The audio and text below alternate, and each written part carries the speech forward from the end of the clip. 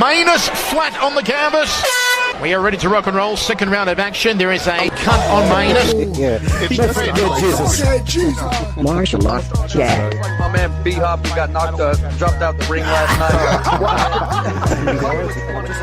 I need a little judo baby. And let's do it, Rhonda. Let's hit me up.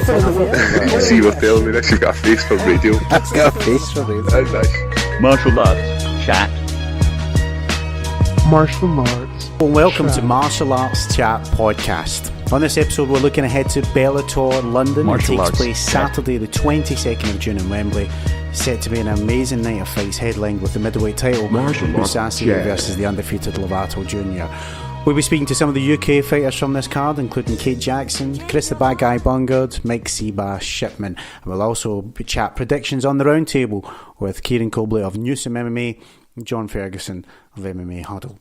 Before we get to the chat, first, just a quick shout out to our sponsors, A1 Fight Gear. A1 Fight Gear use the latest cutting edge boxing gloves for professional and amateur fighters, gym enthusiasts and kickboxers. So local and national gyms in the UK, do yourselves a favour, go check out a1fightgear.com. If you want to get into shape, get back into shape, keep trimming the fat off, whatever your gimmick is, go to beastgear.co.uk. Use the coupon code MartialArtsChat to save 15% off your purchases. They've got core sliders, straps and barbell pads, strength and conditioning programs, all different levels to suit your needs. We're also sponsored by Feel Supreme. FeelSupreme.co.uk offers CBD oil and natural nutrition. They'll assist your progress in diet and lifestyle, natural supplements and complementary services such as yoga, mind coaching and weight cutting programs. Finally, we're also sponsored by World of Martial Arts Television. Womo.tv produces, finds, acquires, commissions and presents all you ever wanted to know about martial arts. Discover techniques, exercises and forms from your favourite martial arts. Explore martial art philosophy, health, culture spirituality. So to the chat, let's first go to the flyweight division where we speak with Kate Bellator Jackson. London takes place the 22nd of June, and I'm pleased to say we are joined at this time by Bellator flyweight Kate Jackson. Kate, how are you? I'm good, thank you. You? Oh, pleasure to have you on. Well, how am I doing? I'm hanging by a thread. I'm been off the jiu-jitsu mats now for the last 3 months with torn meniscus and sciatica, so all I see is my belly getting fat and everybody doing well in jiu-jitsu. So I don't know if that means I'm doing good, but there you go.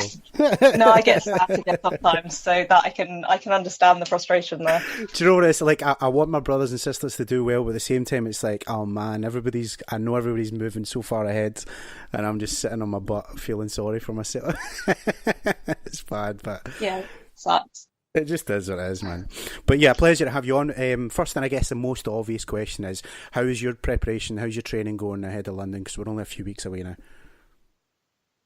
now. It's going, yeah. I'm enjoying it. Well, most of the time, I'm enjoying it at the moment. So it's 2 weeks, probably a bit under 2 weeks of proper training still to go. So I'm just looking forward to getting the last bit done and making weight and fighting. I mean, early on, yeah, I've gone through a few injuries at the start of my fight training, but it's all come together in the last few weeks. So, yeah, I'm really pleased about that. Are you able to tell us a wee bit about, because you MMA guys, man, you have always got some kind of injury, something you're carrying. Are you able to elaborate a wee bit on some of the holdbacks in your training? I mean, yeah, it's like normal things like little niggles. I occasionally get sciatica. That can be frustrating. I dislocated my patella about 3 months out. So rehabbing that at the start of my fight camp was annoying. But yeah, everything works about as well as it ever does right now. So yeah, so it's good. Oh, happy days, man. Well, I'm glad you're back in the saddle, so to speak. And yeah, we're just round the corner. You get the rounds in that Concept Gym, isn't it, in Newquay, right? Yeah, I'm pretty much, I fight out of Concept, but my main jiu-jitsu team is Flow Martial Arts under Kenny Baker, and that's in Plymouth in Devon. So I split my training between 2 gyms now, but yeah, Concept's always been my main MMA gym. And how do you find sort of bouncing around between the two? Is it like quite an easy commute, that kind of thing for you? Is it quite well fits in with your training and things? I live between the two, so it's not too bad. It's I don't know, 45 minutes either way, about 50 miles between the two of them, which I mean, it's annoying, but it's quite a doable commute. So yeah, travel wise, it's not an issue. Logistically, obviously, like there's quite a big emphasis on communicating between the two. Yeah. But I've been doing it. I've been with both teams properly for maybe 4 years now. So it's been going for a while. Pretty much call it home, I guess. If it's that amount of time, right? This is as settled as it gets. 4 years in any environment makes for a better fighter and a better career. And I saw you were on the mats, or we were talking just prior, for Flow Combat, but for refereeing duties, right? That was you were refereeing some jiu-jitsu contests. How was all that kit?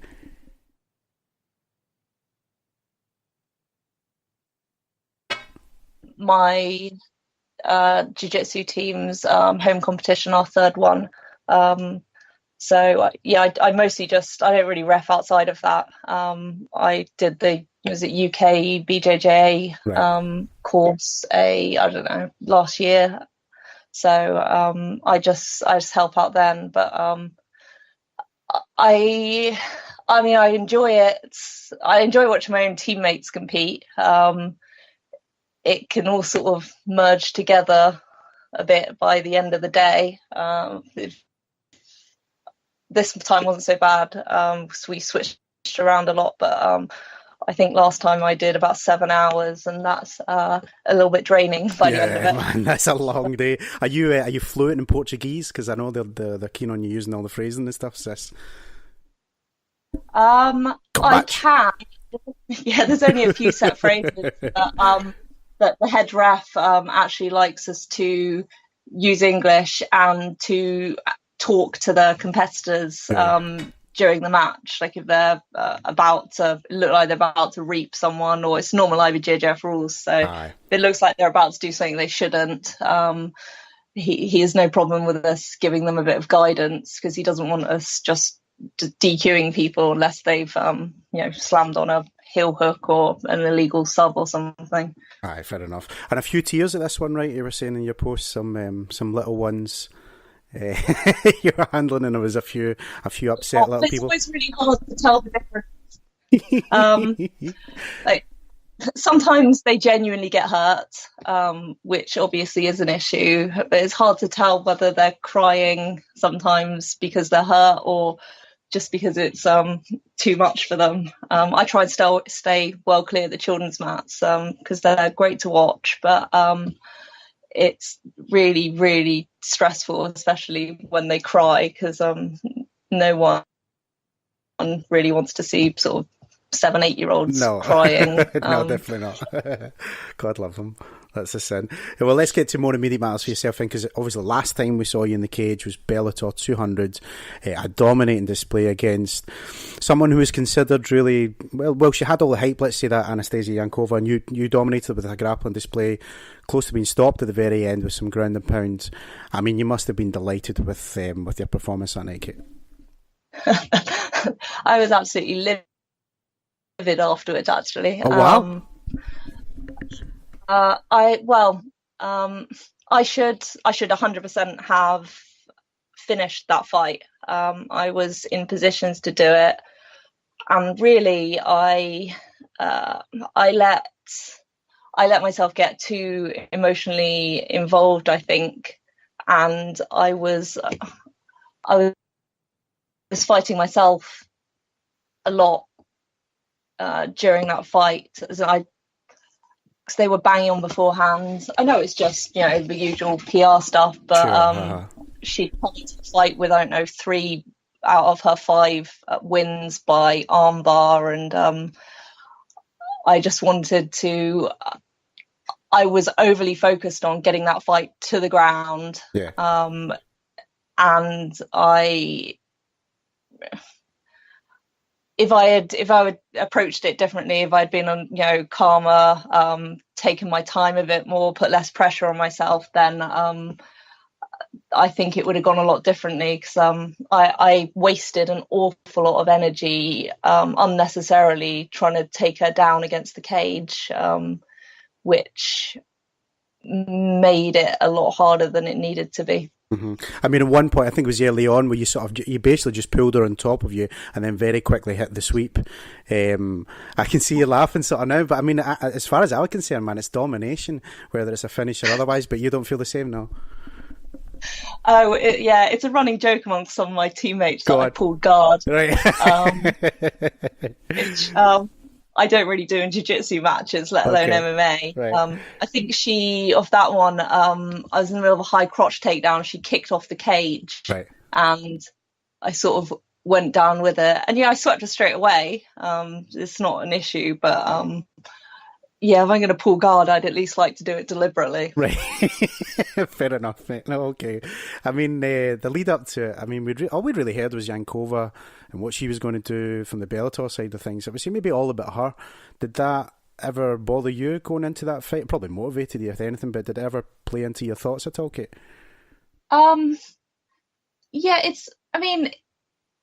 This sport is an entertainment sport. I understand that if someone is a model or someone is good looking or is undefeated, and she had all of those, then obviously the focus is going to be on them.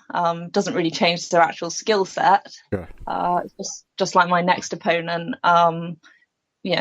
she's got a good record and she's good looking. So the focus will be more on her, just because of that. It's annoying. It doesn't necessarily change the result of the fight, though. Fair play, no, fair enough. I mean, first time I am probably many others got familiar with you was in the Tough House.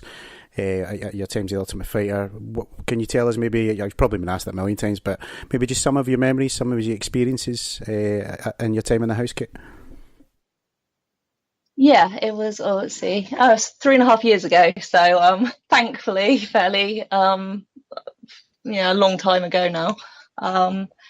It was an opportunity I felt that I couldn't really pass up. And in hindsight, I still have no idea whether it was a good idea or not. Mm-hmm.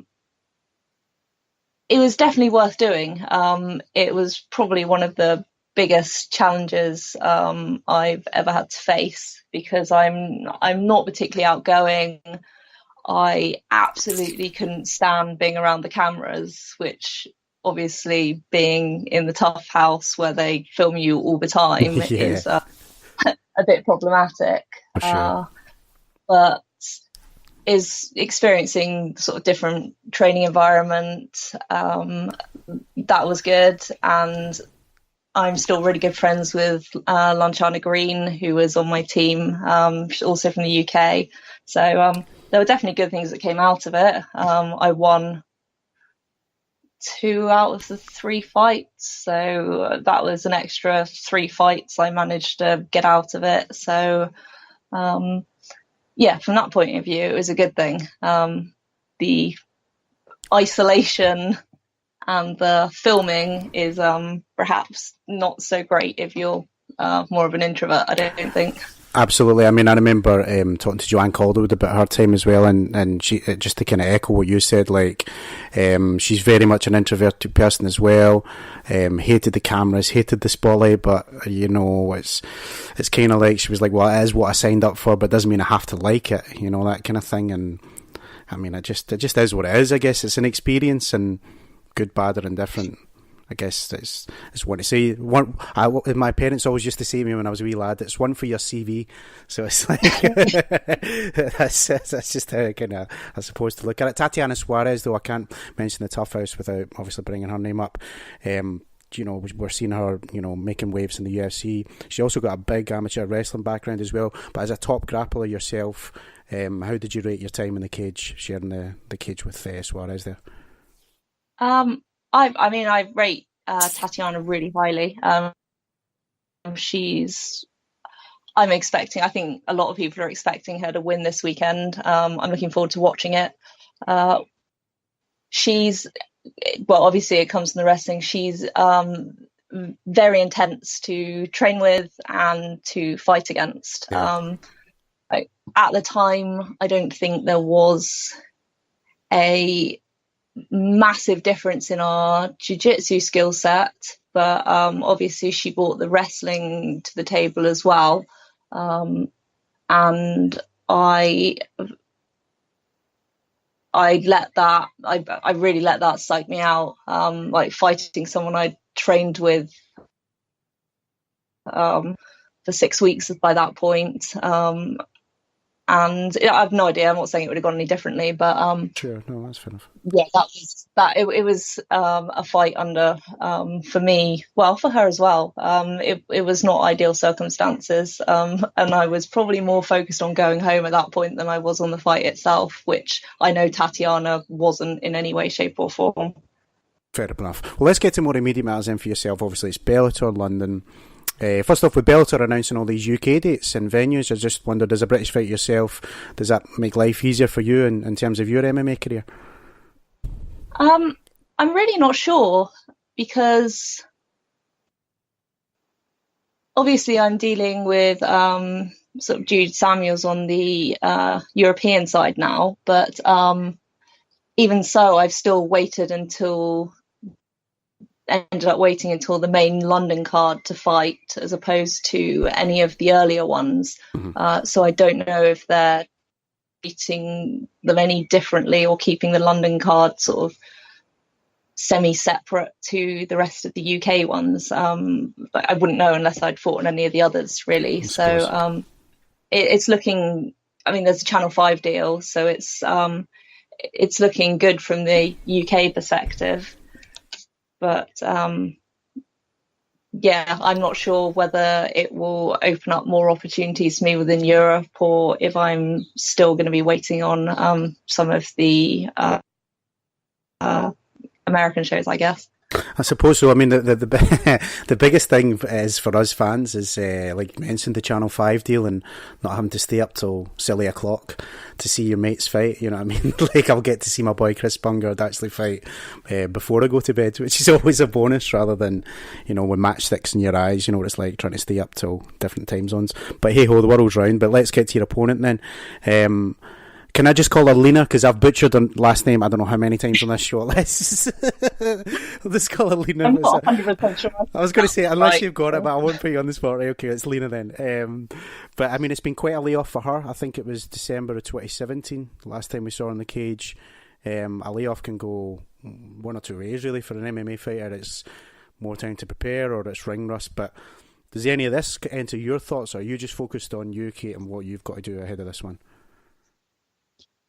I mean, I've been doing this for 10 years now, so I think the biggest issue really is change of environment. So last time I fought, it was Bellator. It was the exact same venue, so I know exactly what to expect, and it's changing that sort of thing that tends to get to me more than time out does. And jiu-jitsu competitions aren't the same, but at least I'm still going out there and competing. So I don't know what it'd be like for Lena, obviously. I know I think she pulled out of her last, I think she was supposed to fight about a year ago. April, again, yeah, that's right.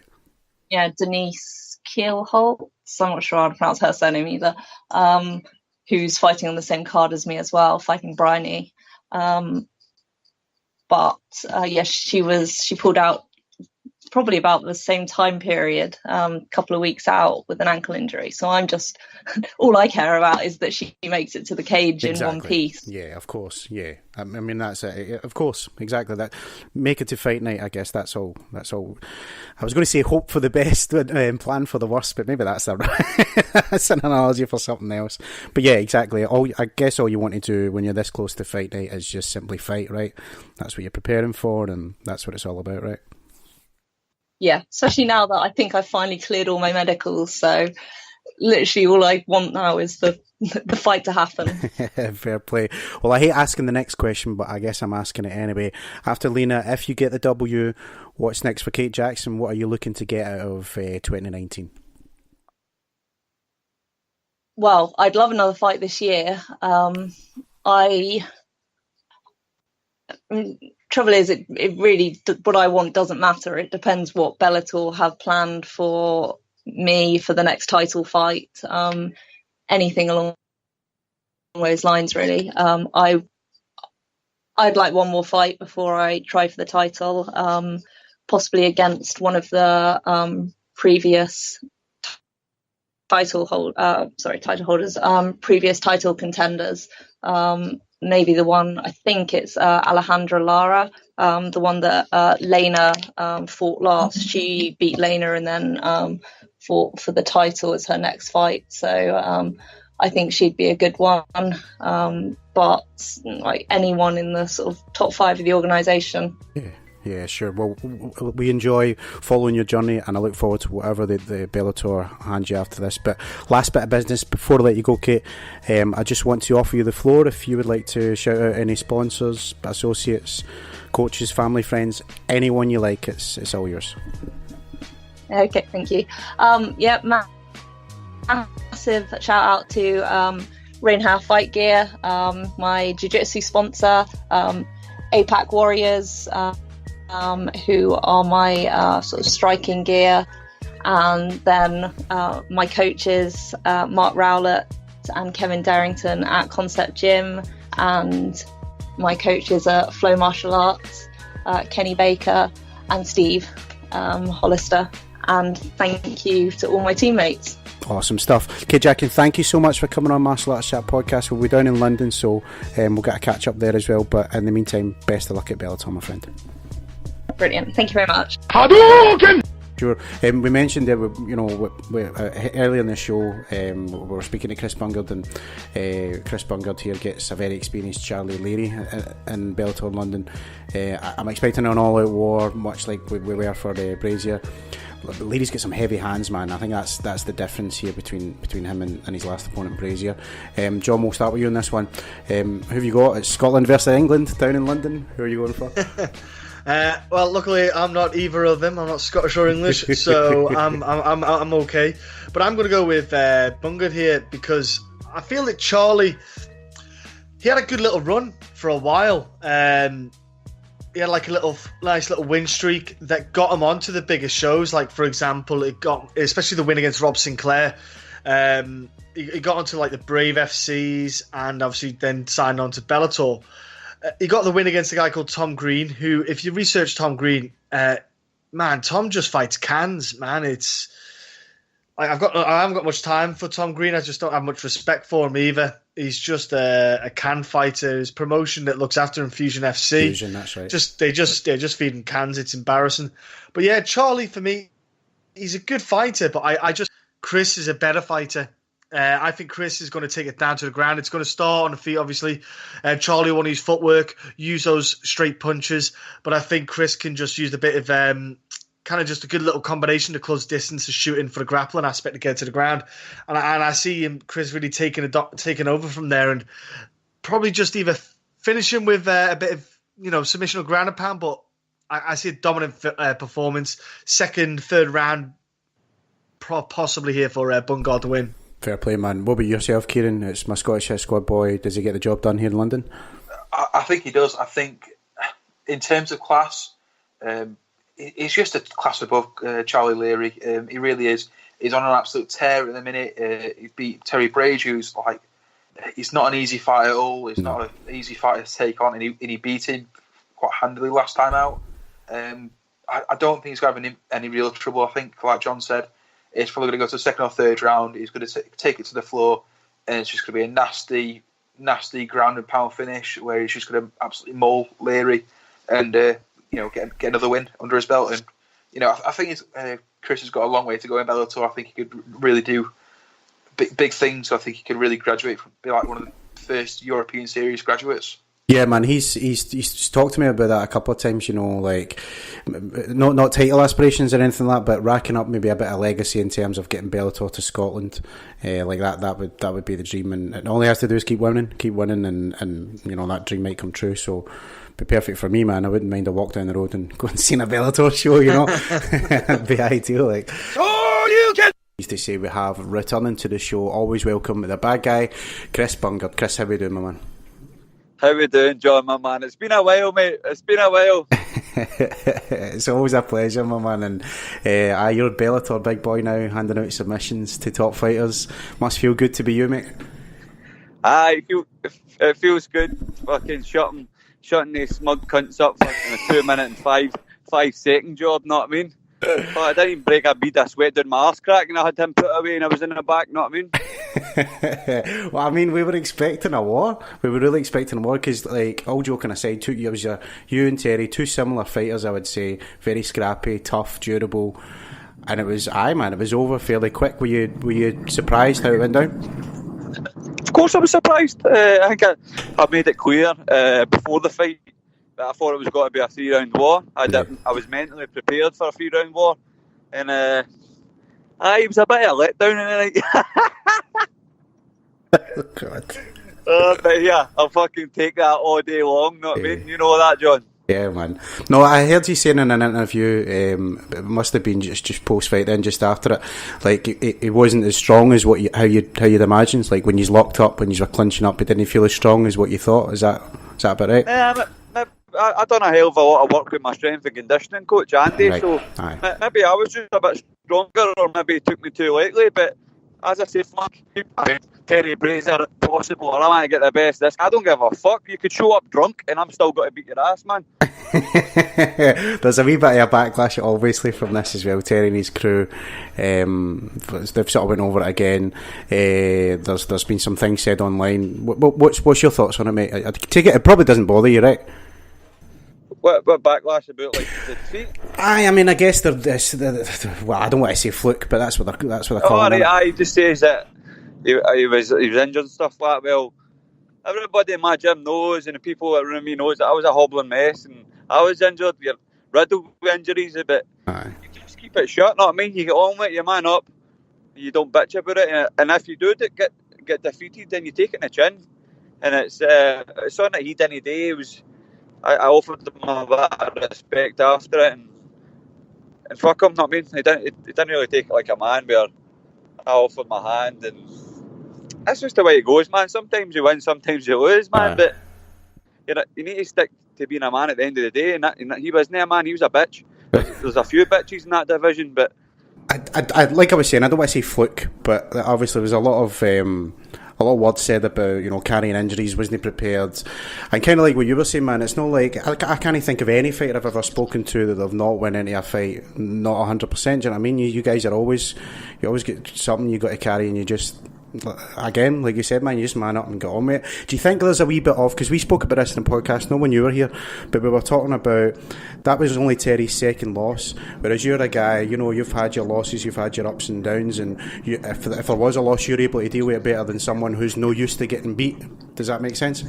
Aye, of course. I think it just all depends what person you're anyway. If you think you're a world beater, or if you can't hack pressure of losing at national TV, stuff like that can get to you, you know what I mean? Because he was brought in the big deal, the big guy and the big paycheck, 2-weight world champion, flew to America, flew to press conferences in London with Bellator, and then Billy Big Bods to Hawthorne puts you away in 2 minutes and 5 seconds, you know what I mean? It's quite embarrassing, you know what I mean? Quite embarrassing, to get put in your home country and outclassed by the so-called lesser fighters. So that couldn't have went any sweeter for me, but people deal with defeats differently, and it's everybody's different, but hopefully we'll see. He's fighting Peter Quealy.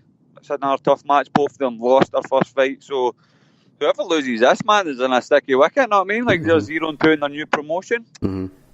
So hopefully I make it 2-0, you know what I mean? Yeah, man, fair play. Let's look ahead to London then. Good Charlie Leary. This boy's been around the block twice and back. I saw him spark out Tom Green. That was the big one, wasn't it? Bellator 200. Tom Green shit, so... Well, we've had Tom Green on the show. I won't talk shit about him, but you have had it, big man. No, Tom Green, but you've not beat the good guys, you know what I mean? Well, what's your thoughts on Charlie? What's your thoughts on his style and maybe a bit of what he brings?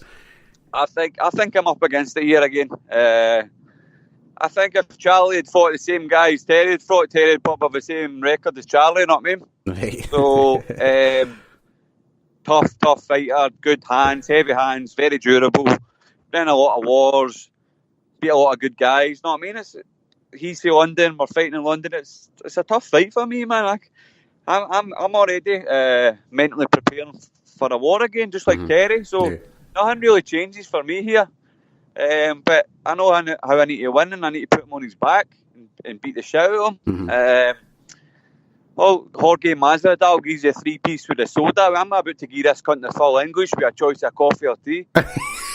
Is that a black or white tea? I'll know that. That's superb. I'll let you decide, John. That's it, man. Let's get to more pressing matters, though. I know you've got a big fight and all the rest of it, but we've got a triple treble. You called it last year, actually, when we were chatting on top. You said it was going to get the job done, but it was Brendan Rodgers, and we've got Neil Lennon. Is he going to get us over the finish line, mate? Yes, I do believe so. Neil Lennon came in and took in charge of this team when others bailed. Especially when we had a hard game in like a day's time or 2 days' time, we had like Hearts and Hibs coming up. It was quite an important period of the season in that, and he came in, no questions asked, just like a true Celtic fan, true Celtic player, captain, leader, and he got us over the finishing line. So hopefully he can wrap up the rebel treble, as we like to call it, and then hopefully I would like to see Rafa Benitez come in. There's talk about him coming in on a Monday, or Davy Moyes, but I prefer Rafa, to be honest. Do you think they'll get, because a lot of Celtic fans, they want box office, don't they? They want big name, and Rafa. Jose Mourinho's getting touted as well. Do you think that we can? Fuck Jose Mourinho, man, that guy's a cheat. That Seville stings in the memory, doesn't it? But do you think it'll happen? Do you think he'll get like a Rafa or a Davy Moyes, like a big name? I think it's one of the two. I think there's got to be a press conference on a Monday after the cup final, so I think if it was Lennon, you'd probably already know about it now. That's so true. Give him that confidence going into the cup final, you know what I mean? Yeah. But we've got a team to beat Hearts, come on, you know what I mean? We should have. And then Rafa Benitez is here for 10 in a row. Come on! That's it. Well, I mean, fair play to Rangers, they have improved, right? They beat Celtic twice this year. Do you think Gerrard, do you think there's going to be a challenge next year, or do you think it's just going to be another walk in the park, mate? What is it? We won with 9 points. They've beat us twice at Ibrox. I mean, they've definitely improved. So, as a challenge, I don't know, because they're still very. What's the word I'm looking for? Rangers, they win, then they lose, and they win. Inconsistent, I guess. They're very inconsistent. That's the word I'm looking for. So if they could maybe tighten it up a wee bit, then they could be a threat. But right now, it's just a natural order, isn't it? Basically, Celtic win the league and we're ready to go for 9 in a row here. So natural order. I think Celtic. See, to be honest, Celtic just want to get 10 in a row. Yeah. After that, I don't think they'll give a fuck. Man. There's a lot of that, yeah. Aye, man, for sure. And you're going to the cup final, right? Look at you. You're going to be. I'll be allowed to say that you're going to be making an appearance at. Off the ball, my man. Check it out. I'm going to BBC Radio Scotland to do the off the ball just before kick off and that. So Bellator hooked you up with this? My fight coming up and obviously the famous Glasgow Celtic. Awesome, man. So remember, you need to mind your P's and Q's. We were saying, how do you think you're going to get some practice in? Do your radio I'll voice? just get them all fucking out the new then. That's it, man. Absolutely. I'll be class, so I can't wait to hear that, my friend. And how's the Bad Patter podcast going? It's going alright. I had my friend Kieran Byrne on it on Monday night there. That was quite good, a good one. Obviously Kieran's in a wheelchair and that, so he's speaking a lot about his condition and his love for horse racing and Celtic and stuff like that. So that was a bit of a different podcast, but it was one of my favourites. Aye, that's good. And I got a good feedback as well. So okay, it was good. But man. Yeah, still teething problems, still Bad Patter podcast, but we'll get there. No, I liked the one. It was you and Mop. Yeah, I liked when you were chatting as well, man. That was good. Well, that was in a fucking staircase, know what I mean? Because the studio was double booked, so stuff like that I don't like. I was ready for walking that day, but because Mop came all the way for Alva, aye, and he showed up in his gi. That's right, and that put me in a good mood. So aye, stuff man. like that, man. We need to cement cement the quality of listening and the quality of the sound and obviously the viewing and stuff like that. But we're getting there. Aye, polish up a wee bit, but it was We're good. only Man. 11 episodes in that. But exactly, it's early days, man. But no, even just the listening part. If you download it, man, it's a good podcast. You and James and. It brought memories back for me, man, because that was the first time I interviewed you, was for Mop, and it was you and Macintosh on top, so it was good to see you chatting. Now look at me, eh? Aye, man. Now look at me, flying down the countryside road here with the fucking windies down. The windies down in fog. That's it, man, absolutely. Well, let's wrap up with the question that I hate asking, but after London here, you get the W, it takes you to 2-0. What a perfect start for your Bellator journey.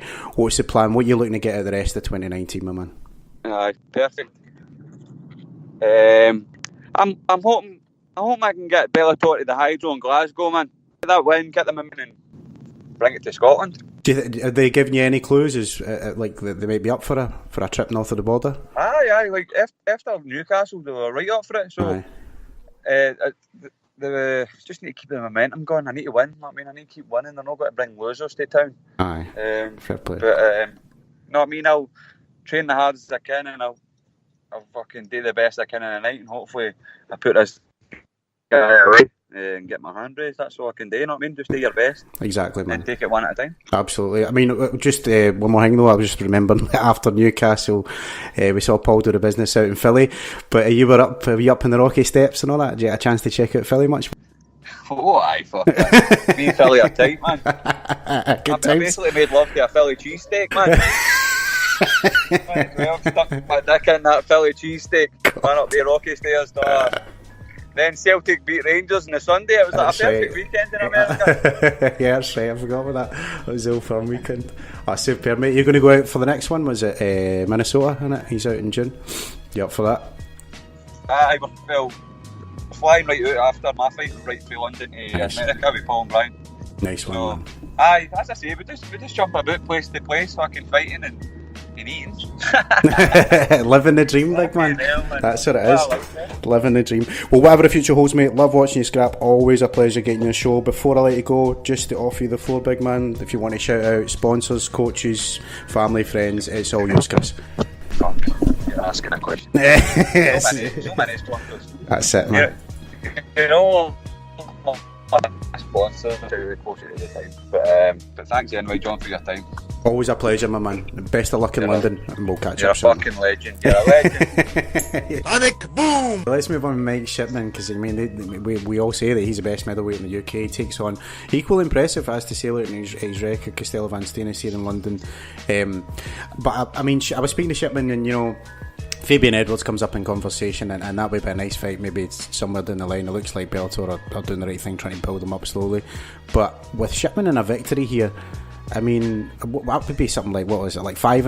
It would maybe take him 6-0, something. He's there or thereabouts. I'm a sucker for momentum, and he's already built it. Another win.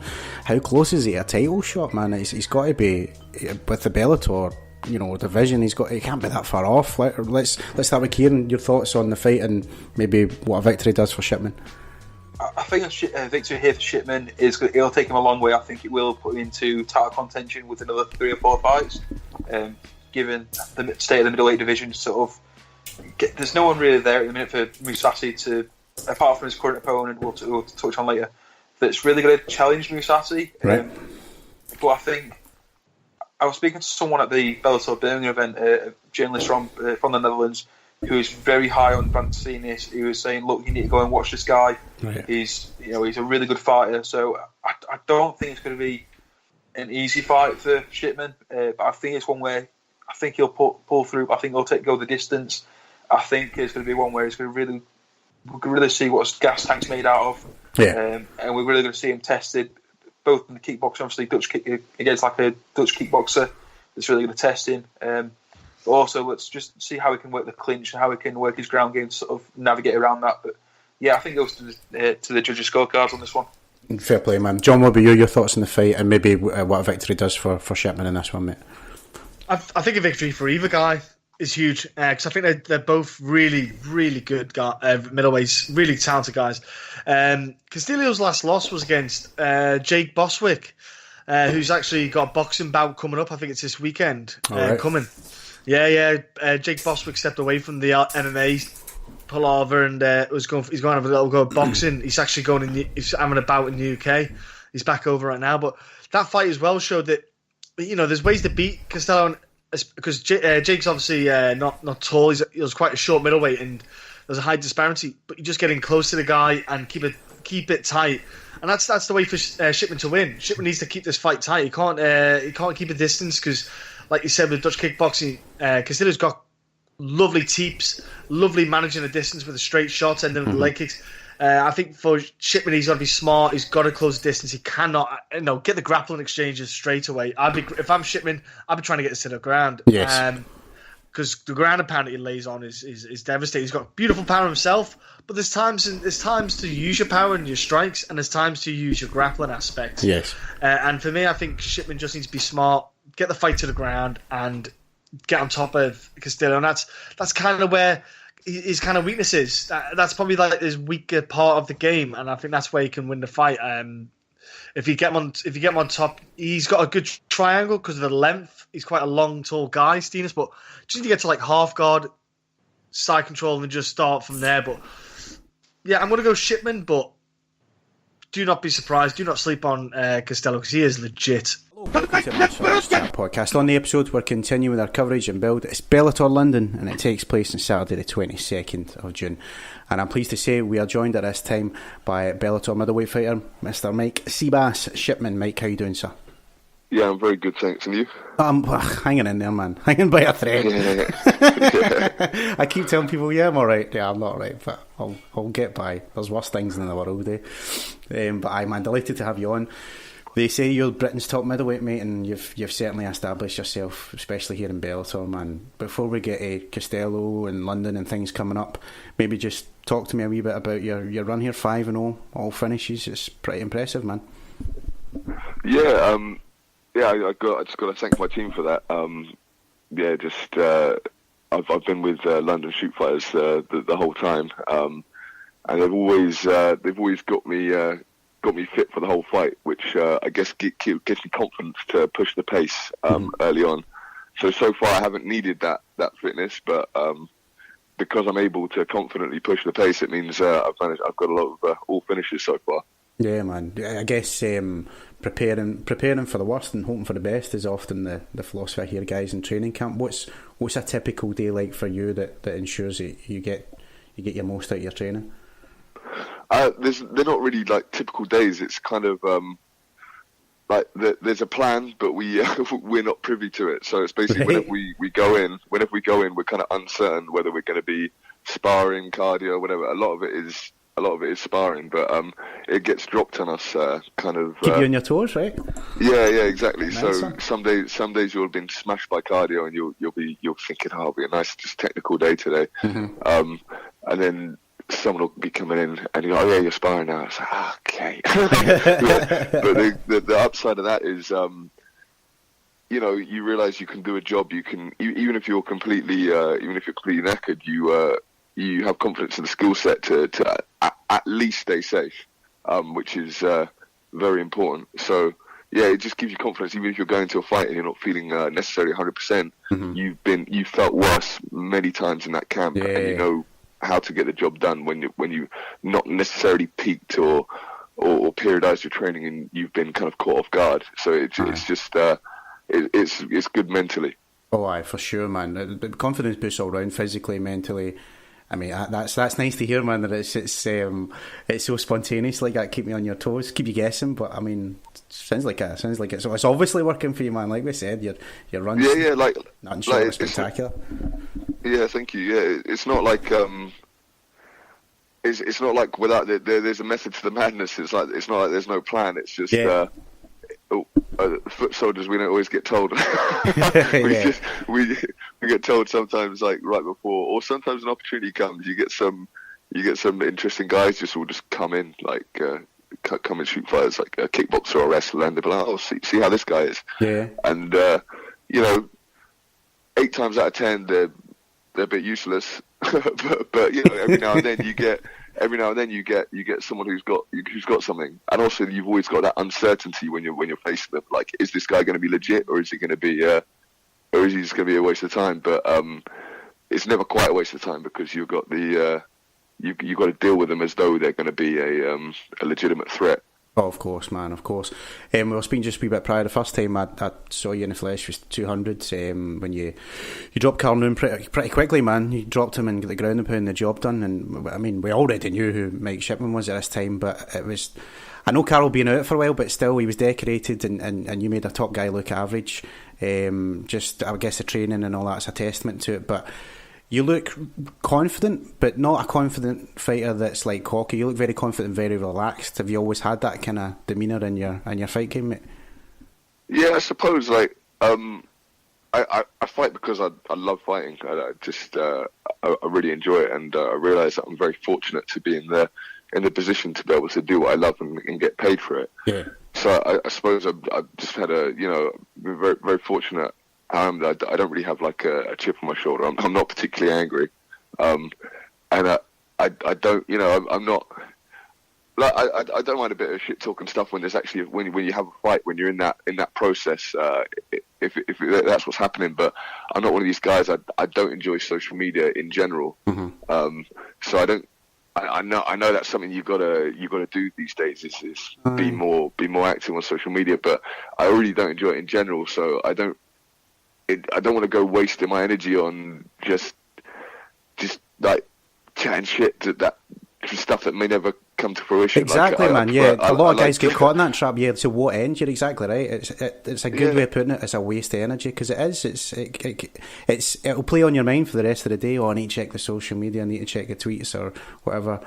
Aye, man. You need to have focus in the right direction, I guess, right? Yeah, I understand it. I understand people trying to build a brand and all this stuff, but for me, I just do the stuff I like. Yeah. Generally, my general philosophy in life is I just do the stuff I like, and it's treated me well so far. Mm-hmm. So I don't really want to veer off that blueprint to start portraying someone who I'm not and go out of my way to pick these fights on social media when I can just bide my time and then. Maybe I fight you in the cage, and that's where I prefer to do my talking. Yeah, man, and you've got a lot of love for that as well, for sure, man. The guys that keep it real like yourself, it's very much appreciated. I'm the same, man. I don't mind a bit of trash talking. Even I get it, it's to build a fight or whatever. But when it feels forced, man, see when it feels put on, like guys are doing this and they don't really mean it, like they're performing. It turns me off, you know what I mean? I'd rather just tune out, or I'd rather just see the scrap go down. Like I usually fast forward all the trash talk and bullshit. Let's just get to when we're actually in the cage. You know what I mean? Yeah, there's some guys that are good at it, but it's kind of it's instead of kind of being an option now, it seems to be like a necessity. That's the default. Aye, exactly. Yeah, it seems like everyone's doing it, and even when it doesn't come natural to them, and it sounds a bit clunky, a bit awkward, and it's like it gets a bit boring. But if it's I get it's the business. If it's selling, it's selling, and stuff comes in out of fashion. But but like I said, for me, I'm just going to do me and keep on enjoying my life and scrapping people for a living. Yeah, good for you, lad. So you're talking about scrapping people. The most recent one, obviously, against Scott Fertrell, was a great one because he'd really been building something. Like, I'm a bit of a sucker for momentum, and I know that guy, when he was coming into Bellator, he had like 5 or 6 victories. I think it was that year. He just ran through whatever promotion he was fighting for.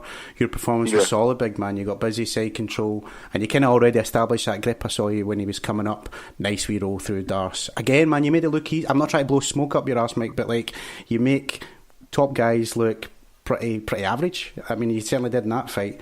Felt good, right? Yeah. I appreciate that. He was coming with some momentum, and obviously he got the call for a big show and was and like I said, he said to me afterwards, he just had to take it. Yeah. But I don't feel he was. I feel like he wasn't ready for that kind of caliber. He was underpowered for the fight. I think maybe would have been more. He's a big frame, like a long frame, but maybe better suited to welterweight. But you fight what's in front of you, and you've got bigger challenges coming my way. Absolutely, man. A few months back at Bellator Newcastle, we were down there and we spoke to Fabian Edwards ahead of his fight at Lee Chadwick. And it was a good night at the office for him. You know what I'm going to say, don't you? Good night at the office for him. But he mentions your name, if not once, twice, like 100 times. Like he was saying, like, you're the best. People say you're the best middleweight. Mike Shipman's the best middleweight, but he was saying, no, it's clearly me, and that's the scrap he wants. He wanted you. So a fight with the assassin somewhere down the line, does it tickle your fancy, mate? Yeah, it really does. Cause to the point, well, he's been calling me out since he was before I knew who he was. Like he was like 3-0 or something, and saying that I was running from him. Which is fairly absurd. That's hilarious. And so like I said, I'm not huge on the social media trash talk when it's. I got signed to Bellator while he was still at Bama. Yeah. And he's just talking and talking. I'm kind of, where's this going? Like we can't fight. We're both signed to different promotions right now. We can't fight each other. Like why are you speaking so much still? So private message him and go if it's a personal issue, because I thought I knocked out his teammate. I said, if it's a personal issue, I can come out to your gym or you come to mine and we can sort this out. Yeah. And then he's like, no, it's all business. But then continues to feel a little bit personal to me the way he's getting after it.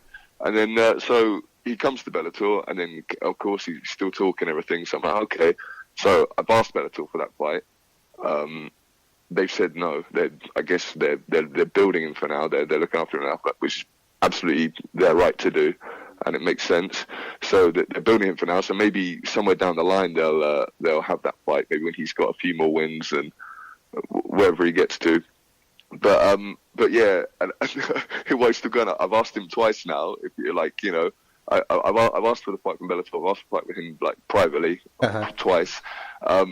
And I'm kind of at a loss for what more I can do. Like he's just go down and see him, man. Do like the Jorge Masvidal, the backyard fights. Just do that.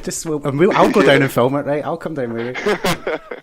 Yeah, but no, that's the kind of thing. And I realise like while I'm kind of getting worked up with this, I'm like, why are you getting worked up? This guy's, he's trying to get paid. He's trying to make some money. The way he talks, it's getting him it's getting him a good promotional push from Bellator. So you can't fault him for it. And at the same time, like, I can't really do any more right now. I've done what I can do. There's no point getting worked up about it.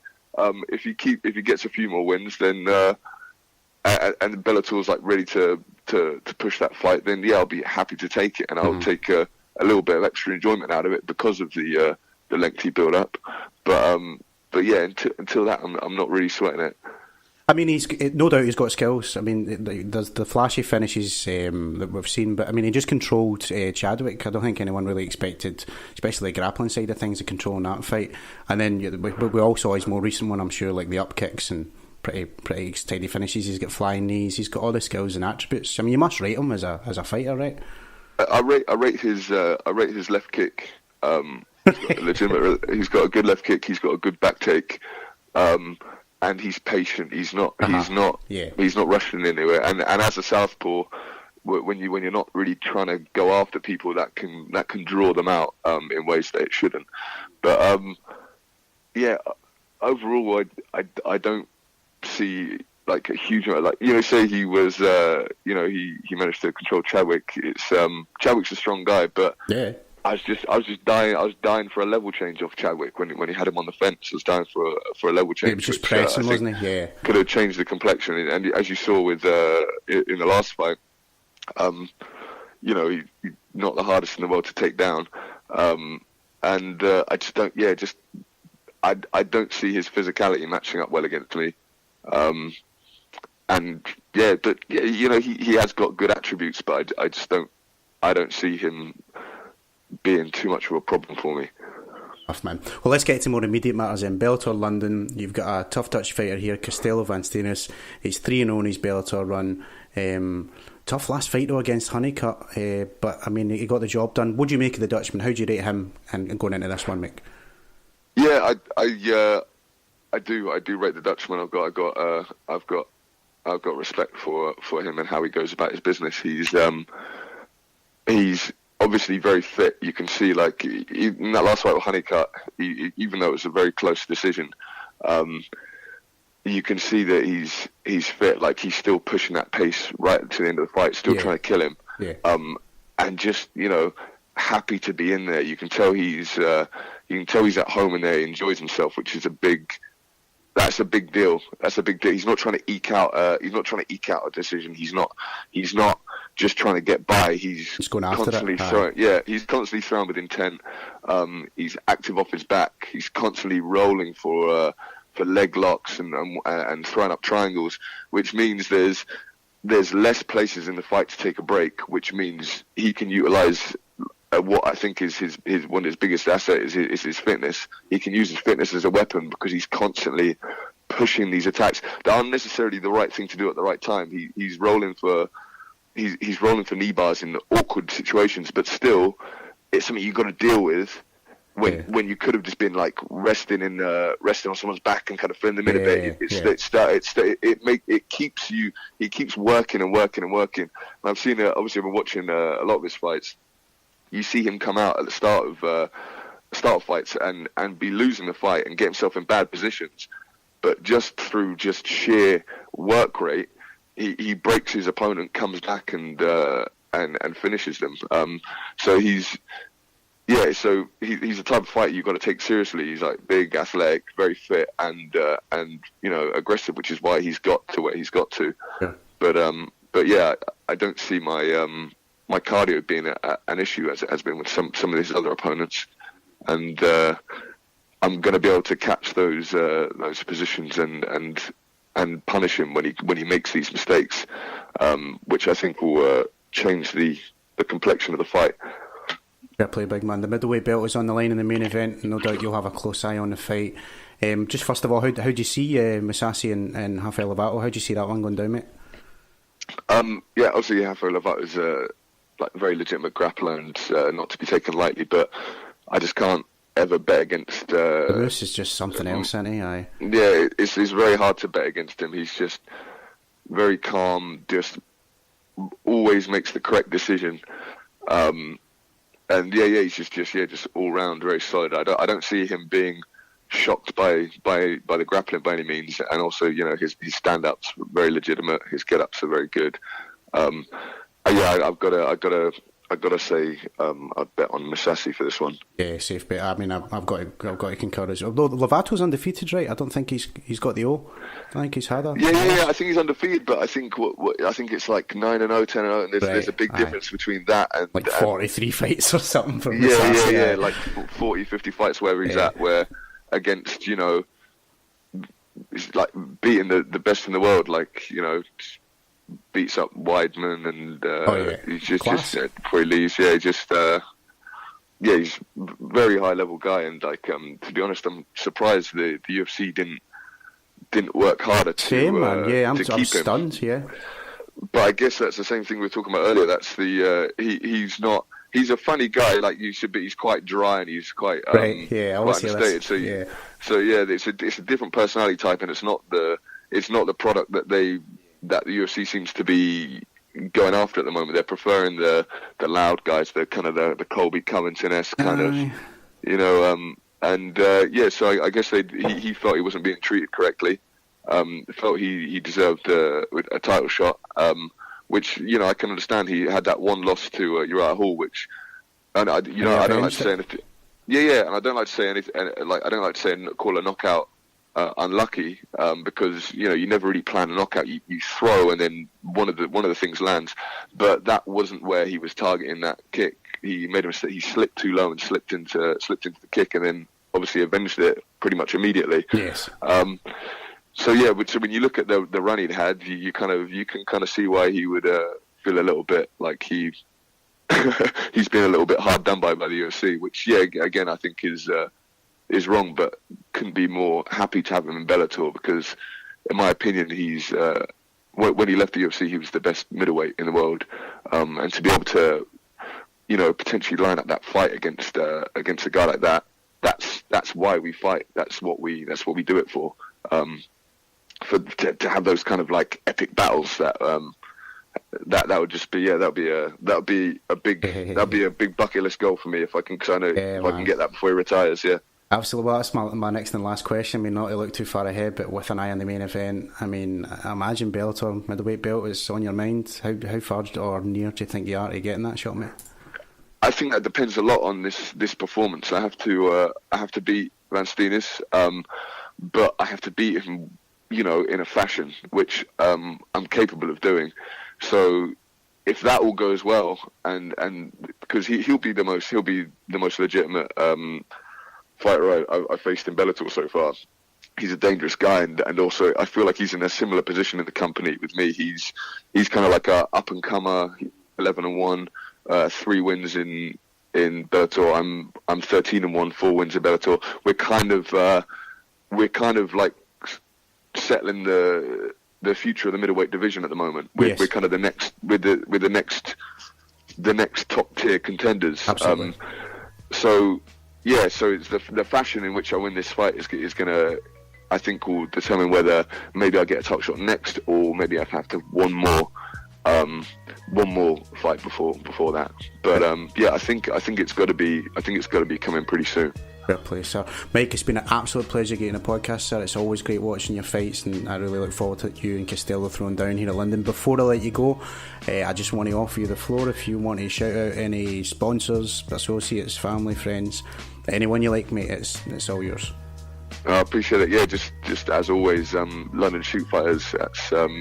It's the gym to go to in London, and I think probably Europe.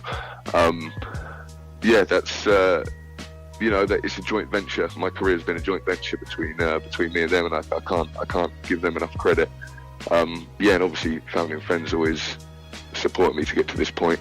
Thanks for the chat. Awesome, man. Mike Seabass, best of luck, Bellator, and we'll maybe catch up post-fight in London, my friend.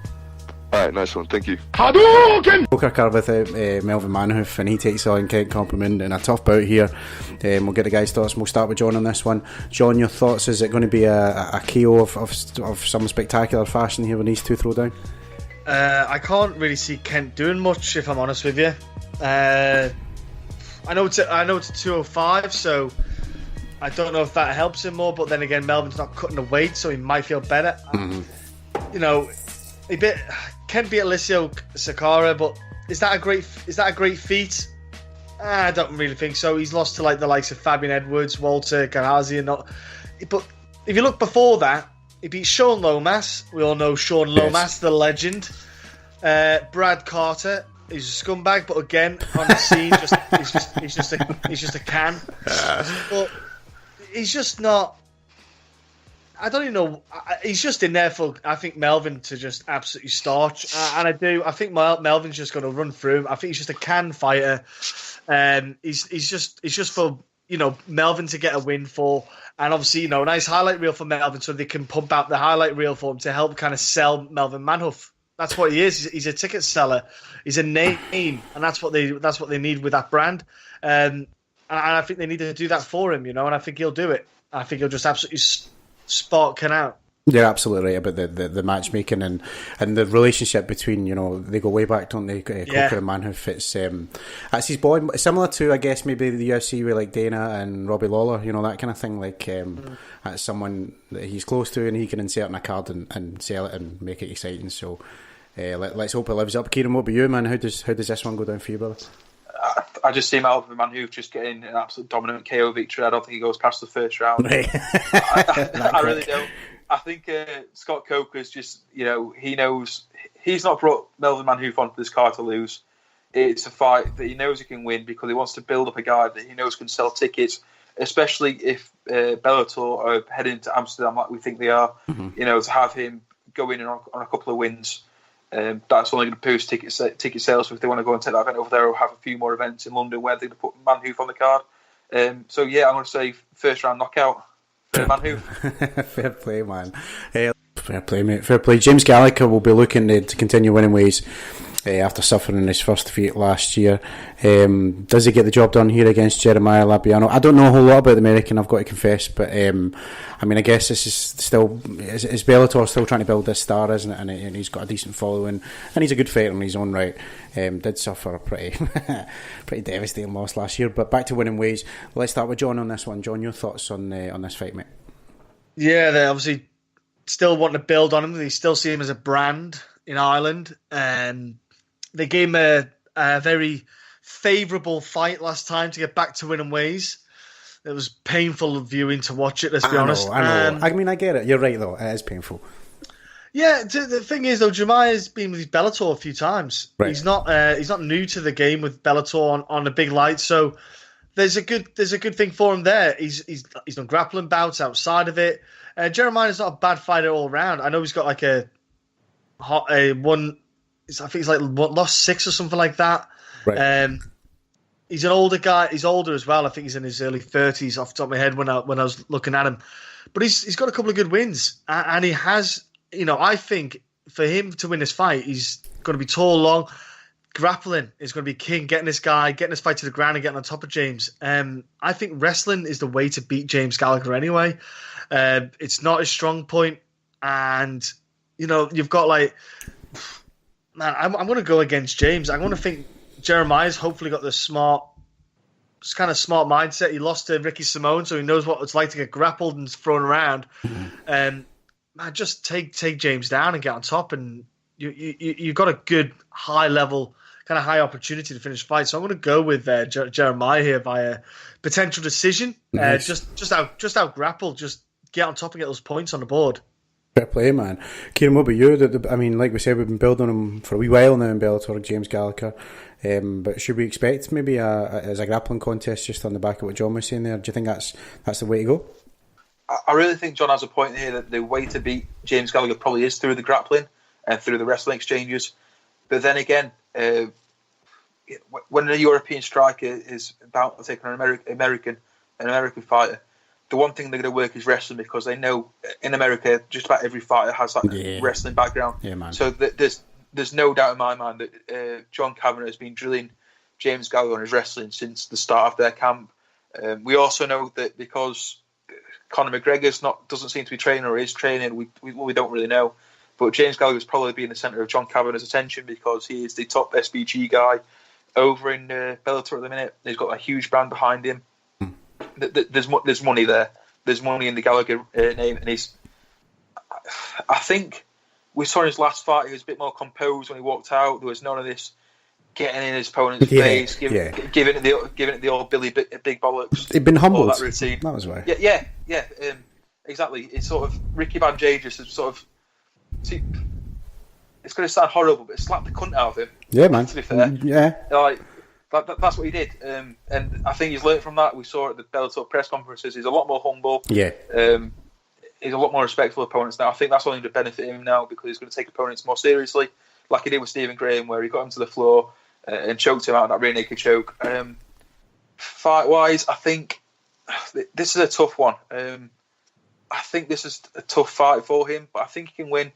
But it all depends on if he can get on top. He can't ever let Labiano get on top of him. He's got to be the fighter on top, pummeling those strikes and looking for an opening to maybe set up a guillotine or some sort of arm triangle sort of submission. But I think he can do it, and I think he'll probably do it in the second round. I'm going to say second round submission. Second round, fair play, man. Rip the cunt out of it. That's me now pressing the explicit button on this podcast. I'm only joking. If you heard Chris Bungard earlier, then yours was just nice and polite, mate, compared to what that guy had to say. But let's move to co-main event, because we see everybody's favourite man. I love Paul Semtex Daly taking on Brazilian Eric Silva. I'm expecting a KO from someone in this fight. Let's start with John on this one. John, how do you see it going down? Eric Silva is going to be waking up with the lights in his eyes, and he's going to wonder what year he is, or even wonder what realm he's in, mate. He's going to get Thanos. For me, Eric Silva is, he got let go by the UFC because there's just something about him. He had moments where he looked fantastic, and then I think it's a mental aspect maybe for Eric Silva because he was a bad dude to fight, and then all of a sudden he just started to get dropped and just constantly getting dropped. And like they say, when that chin goes, that chin goes. Yeah, man. You do not want to be fighting Paul Daly if you ain't got it. Like, even if you've got half a chin, you still don't want to fight Daly. Exactly. Man, unless Eric Silva, which he won't, just goes to grapple and wrestle, Paul Daly. There is no way Eric Silver's getting out of this without going to sleep. It is set up. It's two brand names. They're two names, but it is set up for Daly to absolutely pummel Eric Silver. Easy win. Easy win. You're right about, like, I mean, it was flashes of real potential. The one that always comes to mind for me when it's Silver was, oh God, no, it just went right out of my head. Stun gun. What's his name? Yeah. Daniel Kim? And he was winning that fight. He was okay. It wasn't dominating. I'm not saying that, but he was, comfortable, and he was on his way to a victory. And then I guess that's why he's a stun gun, though, isn't it? But it's his chin as well. You're right. The chin was a lot to do with it, and lights out. Go over, man. It was brutal. Let's hear Kieran's thoughts on this then. So, what do you think, Kieran? Is it a KO like what John's saying? I think it's hard to go against what John said. I think it's definitely a big KO for Paul Daly here. It's not just the fact he's the UK veteran with 50 plus, I think might be even 60 plus fights under his belt. Yeah. He's training with guys that are very, very talented. I bumped into him in a K1 show that my brother's fighting on about a month ago now, and he was in the corner of this guy who was basically wiped the floor as opponent. He was a very, very talented guy, and I know there's several more guys in his gym that are like that. So he's working with young, talented guys who are helping it, who he's not only training, but are also helping him improve on his own game, on his own kickboxing skills, which are already miles and miles above the majority of the division. I also think there's incentive here for Paul Daly to win this fight because he's lost his last two fights against John Fitcher and Michael Venom-Page, and you can guarantee that he wants that to get that win back against Michael Venom-Page in the next fight that he has. But by the way, if that happens, none of this going to fucking fuck nowhere in America. Fucking England, please. Yeah, you're right. I know. I was at the press conference when they announced that was going to happen in the States, and you could just every journalist was like, "What the fuck?" It was like because they said they wanted to have it in London, and they couldn't get it in London because there was no venues or something like that. But it's like this Manchester, Nottingham, where you could have had it, but they took it to middle of buttfuck nowhere. That made English fans just stay up to God knows what time in the morning to watch it. But yeah, I think Paul Daly wins this one, first round KO, and we get the Michael Venom-Page Paul Daly rematch after it, hopefully on the next England card. That's a good shout, man, with the MVP fight. Yeah, that probably should be the one, man. That's a great shout. Let's talk main event then, guys. One of my favourite fighters of all time is the Moose. Dominating here in Bellator, probably as expected. Probably could still be dominating in the UFC. I was gutted. No, that's the wrong word. I was disappointed they got a cut, but I knew that he was still fighting and still continuing to look impressive. And he's done exactly that. Gets the undefeated Rafael Lovato Jr.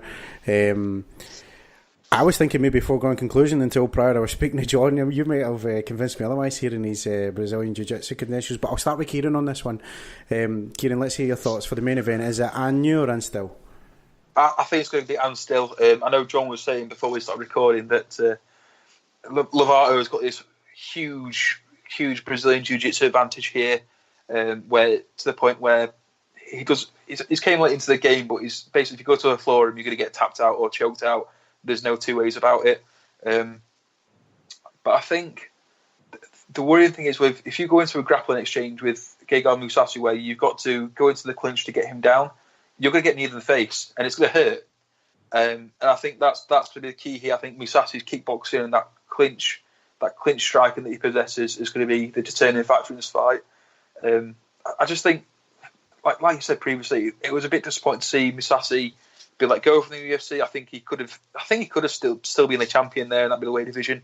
But I think because of factors outside of his control, with the likes of Robert Whittaker being constantly injured and Yoel Romero missing weight but still being eligible for title shots, and also beating Chris Weidman and Dana White. Let's have it right. That was another factor. Yeah, but it's just one of these stupid things where he's now in Bellator.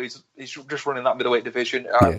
I think Lovato could be a threat, but he needs to get that fight down to he needs to get Mousasi down to the floor early and get that submission on early, because the longer it goes, the harder it's going to get because of the sweat build-up and things like that. Mm-hmm. But I'd say if Lovato can get a submission at the start of the first or second round, that's the way he's going to win. But I think Mousasi takes it. I think I'll say 4th round knockout. I think he's going to draw it out a bit and take it into the championship rounds. Yeah, I mean, that's his style, isn't it? He'll pick you apart.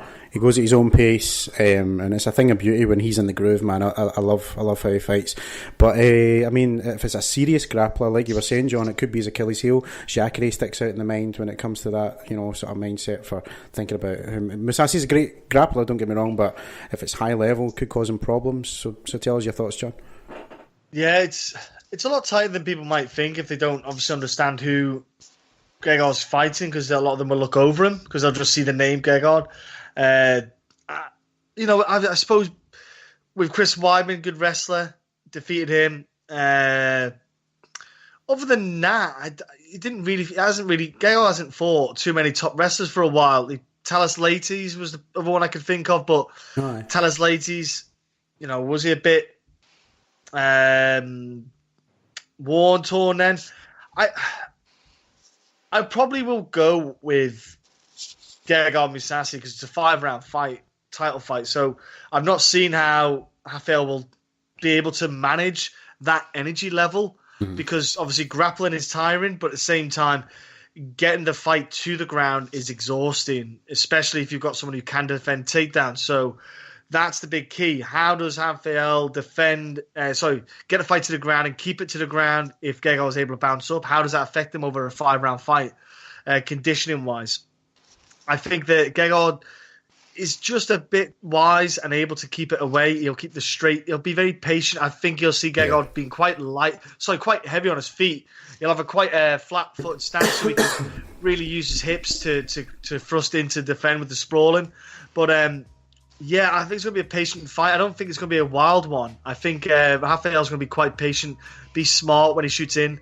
But trust me, Gegard cannot give this man an inch of opportunity because he will jump on his back standing, he will guillotine, whatever. He could jump into a flying triangle for any. He is an absolute monster on the ground if you ever watch any of the grappling tournaments. So I picked Gegard Mousasi, late round stoppage maybe, but I wouldn't be surprised with a decision. But it's going to be tense. It's going to be so tense. Yeah, man, that's a good shout. Looking forward to what a card, man. Just packed top to bottom, and I mean, there's fights on this card we haven't even spoke about. But yeah, so looking forward to it. And it's all wrapped up here. Thank you so much for your time, guys. Bellator London, just round the corner. Thank you to our guests, Chris Bungard, Walter Gahaza, Mike Shipman, and a thank you to our panel here today, starting with Kieran Cobley. Kieran, a massive thank you as always for coming on, sir. Please let our people know all about Newsome MMA and where to check out your work, my friend. Yeah, so you can check us out now on YouTube, SoundCloud, Spotify, iTunes for the podcast. We do a weekly breakdown of the UFC card. So just had one go for at the time of recording for the UFC Stockholm. That went up today. I think we're doing a special episode as well for Cage Warriors Night of Champions. So make sure you check that out when that goes up. But you can also check us out online at just newsomma.co.uk. Superb, man. And to John Ferguson, John, as always, a pleasure to have your time, sir. Let our people know all about MMA Huddle and where to follow your work online, what you got coming up, my friend. I just want to second Newsome MMA. Great stuff, guys, that they're doing over there. So I implore everyone to go over and check them out as well.